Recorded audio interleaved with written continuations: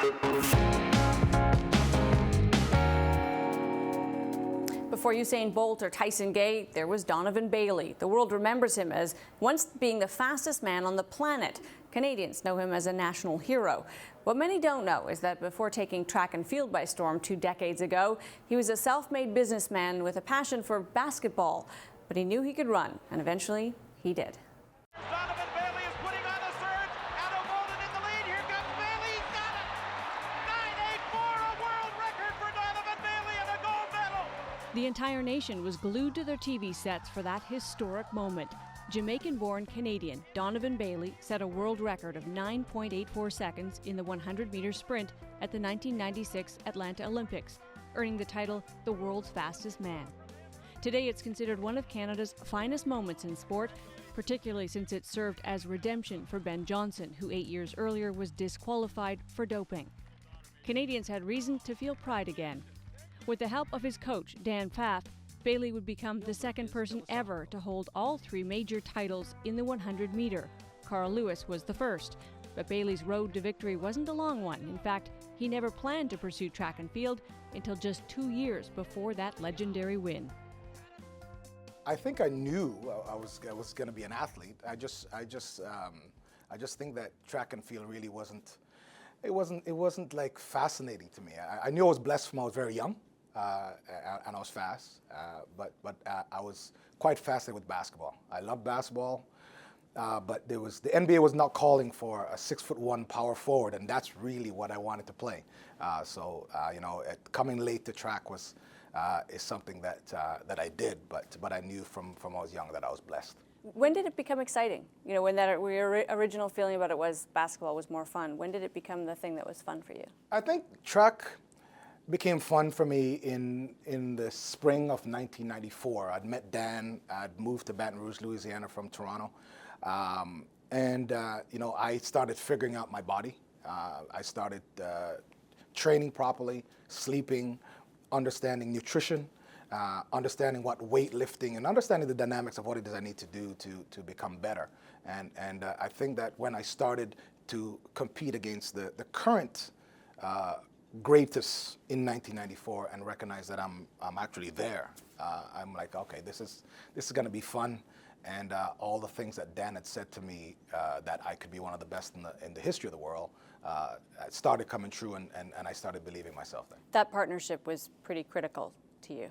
Yes, oh yeah. Dan to this day, Dan is one of the closest people that I know. Dan's like a second father. I mean, he accepted his failure was not something that he accepted, and my father was very much the same way. My dad would be one of those guys that if I got 96 on a test in high school, he wouldn't say congratulations. He would actually ask me what happened to the other 4%. Which makes for a competitive spirit. Well, it makes for a tough dad, but someone who definitely loves his son, and also, yeah, it definitely puts me in a place where competition is paramount. You, as you say, wanted to understand the body, nutrition, all the moving parts. Is that true of your personality? You don't just want to do something; you want to know why things are the way they are. Yes, I was from I was very young. I was always known as the why kid, and that's what my mom used to say to me, and my dad still does. He said, from you could talk, you'd ask questions, you'd ask why things happen and why things worked, and how does it work, and so forth, for a very long time. So yeah, I was always the guy who wants to, if I'm going to do something, I'll put the blinders on, and I want to make sure that I'm give it my all. One thing you didn't do, and it sets you apart, of course, is you didn't dope. Right. Ever. Ever. Correct. Why not? Was there, and when I say that, I mean, was there a decision moment, or did it just not come up for you? Well, it just never came up for me. I mean, it's just, I think that I'm very blessed to have 2 incredible parents that set up a phenomenal infrastructure for me to grow up into. And I never had the insecurity of trying to reach for something that wasn't there. So a lot of times I'm so against doping now, and I spend my time spreading the word to every child out there that they too can become, Olympic champion, world record holder, very best in whatever that they're doing without doping. But I just always believe that, at the end of the day, if I gave it my all and I was 5th in the world, then I would be very happy with that. So there was never that insecurity in me to reach for something. Were you surprised, as we all have learned over time, not just in your field, but with cycling, just how broad spread it had become? You know what? I'm not surprised. I'm not surprised at all. I think that anytime there's titles, anytime there's lots of money, people are going to get greedy. And ultimately, that's really what the story has to be. I mean, there's always going to be greed, and anytime there's money, there's always someone's going to try to take shortcuts. So essentially, you don't have to do it. I mean, if you follow my story, you don't have to take the shortcuts, and you could get there. And of course, you got there, second man in history to hold all 3 world titles simultaneously. Right. Well, I'm actually the first man because Carl never actually crossed the line. Fair enough. No, good, important distinction. Right. Do you have a kind of a pinnacle moment in all of that? Was there one thing that stands out as the moment where it was just the best? The pinnacle moment probably for me is probably what I spoke about before, was that when I knew I belonged and that I could beat everyone there and everyone that was before me or that came before me, then that was a moment. And then whatever it is I need to do, push my body to it, to its maximum. And then when it's done, I can say goodbye and I go and do something else. Is there something surreal about being the best in the world at something? Yeah, I guess so. I mean, I guess so. There's very few people on the planet that can say they're the best in their country or in their province or in their town or in their school about something. And I'm very blessed and fortunate to say for 10 years of my life, I was the fastest human that ever walked the face of the earth. So I guess there would be. Not everyone agreed Donovan was the fastest. I'm Michael Johnson, the fastest man alive, and Many Americans contested Michael Johnson held the title based on simple math. Johnson finished his 200-meter gold medal run in 19.32 seconds. Divided by 2, that's 9.66, which is faster than Bailey's 9.84 finish in the 100-meter. That led to this, an epic 150-meter face-off in Toronto's Skydome. It was over in less than 15 seconds. Bailey on the inside, Johnson on the outside. Bailey with a great start running through the turn in the lead. Now they race towards the finish. Johnson pulls up. Bailey's going to win it. Donovan Bailey looks back. Halfway through the race, Johnson pulled up lame. Bailey won in 14.99 seconds. Do you regret the way that turned out, that there wasn't an actual a finish to that run? No, not really. I mean, I think I've been asked about the Michael Johnson race several times, and I'm reminded of it lots because there's tons of track fans, and especially Canadians. A lot of Canadians actually remember that even more so than the Olympic Games when I broke the world record, just because it was a big testosterone moment. It was a big testosterone moment, and Canadians were proud. I mean, it was like a good hockey fight, I think. But you know what? No, there's no regret at all. We had a 3-race deal. Economically was very good for me. It's still the biggest race that ever was staged. And no, there's absolutely no regret. I think that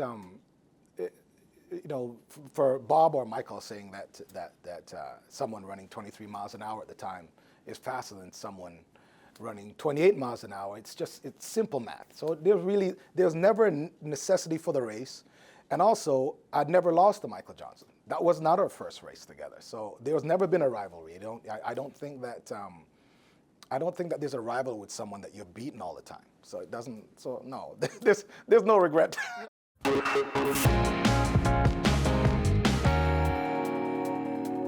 For 3 years, Donovan Bailey and Canadians held the bragging rights. No one touched his record as fastest man on earth until 1999, when Bailey was sidelined by a near career-ending injury and unable to defend his title.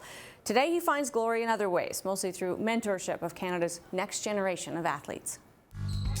It's an ironic ending to a phenomenal career. Bailey's first love, basketball, would force him to give up his second. In September 1998, a game of pickup left Bailey on crutches with a ruptured Achilles tendon. Despite surgery, rehab, and intense training, he never fully recovered. In 1999, he watched American Maurice Greene shatter his old record. And although there was hype of a comeback in the 2000 Sydney Olympics, Bailey was ultimately sidelined by bronchial pneumonia. Then, in 2001, at the age of 33, Donovan announced he was hanging up his spikes. I've done all I can. I think that in all my years of hard work, I think that really is what I was working for. Since then, he's returned to his entrepreneurial roots while dedicating time to mentoring kids and building the Donovan Bailey Foundation, which helps amateur athletes in Canada. Is Canada as supportive as it could be of our young athletes? Could we do better? You know what, listen, Canada as a country has evolved in its support of athletes. I think there's more support now than there ever was. The issue is that we're seeing less medals now than there ever was. So I'm probably on the side of the government and the support system, because I think they're better now than they ever were. Is there room for improvement? Of course, there's room for improvement. But I always tell the athletes that if you're given support today, then there's no reason why you shouldn't be producing a lot more than you are. Maybe you should lay off trying to market yourself on social media and get to the track or the gym or whatever and train and get ready and produce some medals. One of the things that does, of course, inspire young people is people like you. Right. To say, this kid from Toronto can become world class. Maybe I can do it too. Do you go out and mentor? Do you talk to young people? And what's your message to them about how to compete? Well, my message has been the same from day one, and I'm blessed to be here in Toronto, and I travel around the globe. And my message to everybody is really the same thing. You know, if you're focused in your discipline, you clearly are able to have and achieve anything that you want to do. I mean, there's in Canada, for instance, we have probably some of the best junior kids, and I'm talking about right across the board, from hockey, baseball, basketball, football, track and field, golf. We have some of the greatest junior kids in this country, but somehow between being a junior and a senior to a national or pro level, a lot of the talent seems to get, it just seems to drop off. So I try to explain to them that, listen, there seems to be a disconnect, and essentially I'm here as a support system or someone you can bounce things off for you to get to the next level. Is there a mental component that goes, it has to go with obviously, but goes beyond the physical endowments that make somebody a great athlete? And if you don't have it, you're never going to get it. Yes. There are 99% of the population that are followers and the 1% leaders. So and at the end of the day, if you look at 100 meters, there's 8 physical specimen on the track, and the person that's going to win is the one that actually has the mental capacity and is prepared physically, mentally, and psychologically to win that day. Because if you look at the physical specimen of them, they all look very equal. You have always been multidimensional. Buying your first house at a very young age, thinking about investments, thinking about business. Why is that? Why did you always have kind of these multiple interests? You weren't just 100% kind of focused on one thing. Well, I'm probably I'm probably 100% when I'm in the moment. Which is kind of good for 100 meters. But like I said, I'm from great structure. I'm a phenomenal mom, great dad, and I think that I was taught from I was very young that I need to look out and prepare for a rainy day. It was being from humble beginnings. My dad started investing in real estate, and I actually saw that from I was probably 5 or 6 years old. So I understood what owning a house was, and understood what putting aside things was and taking care of your responsibilities. So I think, again, I can blame him in a good way for just setting up a structure in which I should live. And also I should find ways in which I can diversify. What part of your business interest is most dear to you? Today, I think maybe giving back. I think that mentoring kids is always. Mentoring kids is one of them. I mean, so I've been blessed with a great platform that I can speak to you, or I'm an analyst, so we can talk about track and field. But living a certain way and mentoring kids and letting them know that they can achieve whatever it is that they want, what it is that they work for, is probably very important, especially me as a father. Do you encourage your child to be an athlete in the same way you were encouraged? See, no, the thing is, no, I don't. My daughter's 20, and there's no part of her that wants to be an athlete. My son's 9. I think he's going to be okay. He loves sports, so I think he's going to be all right. The issue is that his last name is Bailey, and I'm his son, so there's always, anytime he does anything, someone's watching him. But yeah, I mean, I try to encourage them to do things. Can he run? Yeah. Well, you know what? He loves football. So I mean, that's going to be interesting. My nephew, on the other hand, he's definitely going to be the next coming of Bailey. He's doing very well at St. Mike's, and you'll be interviewing him next, probably. I look forward to that. Oh yes, for sure. On the list of things you have yet to do, and you got a lot of time to do a lot of things. What's on your list of goals? My philanthropy resume is something that I always try to build, and I always try to give back because I've been blessed. So I'll continue to do that. I think that as an analyst, funny enough, I think that I need to be way better than I am, and I definitely plan on working on that. And I also want to play a great game of golf one day. You were pretty used to being great at something Right. pretty quickly. Is there an adjustment, whether it's in business or on television, to say, I'm not the best in the world at this yet? Well, yes, there's definitely an adjustment. It's very easy and comfortable when you are, and when you've worked and you become the best at something. Yeah.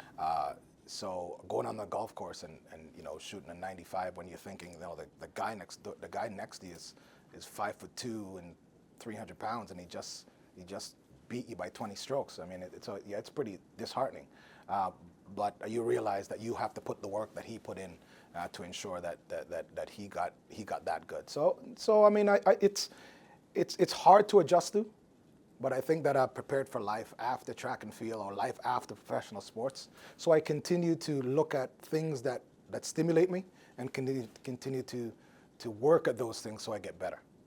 All right, we got to leave it there. We appreciate your time. Anytime.